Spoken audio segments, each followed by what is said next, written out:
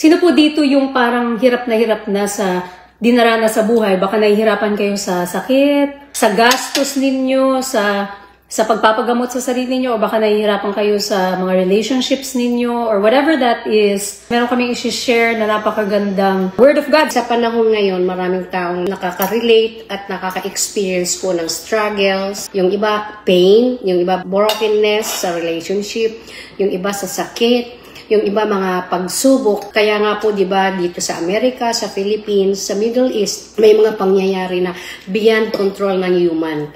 But there is always a divine God na pwedeng mag-comfort sa atin. Kaya sabi nga po niya sa Matthew 11:28, "Come to me."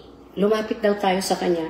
"All you who are weary and burdened, and I will give you rest." Matatagpuan lang natin yan ang kapahingahan sa Panginoon. Marami po sa atin ikot lang ang buhay at hindi matagpuan ang kapayapaan, ang solusyon. Pero nangako po ang Panginoon, "Take my yoke." Sabi niya, "Upon you and learn from me." Matuto po tayong magtiwala, matuto tayong pakinggan kung anong gusto ng Panginoon. "For I am gentle," malumanay po ang Panginoon, "and humble in heart." Si Jesus po ang nagsabi dyan.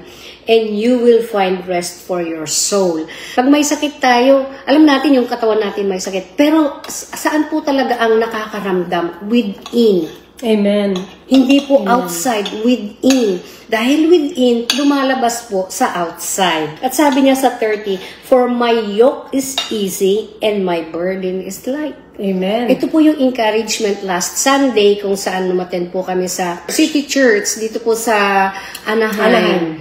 So, ang Diyos lang magbibigay ng kapayapaan, siya ang magbibigay ng kapahingahan, assurance po na sasamahan po tayo sa ating mga pinagdadaanan.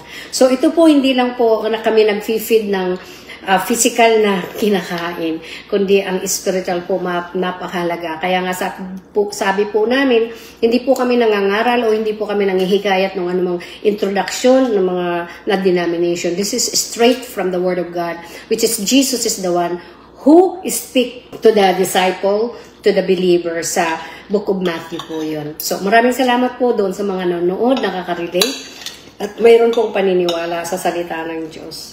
Amen po. Naku mga kapatid, we don't encourage you to follow any religion. We encourage you to follow Jesus. Ano? And how do you follow Jesus? Word of God, kapatid. And really talking to the Lord very often po. Ano?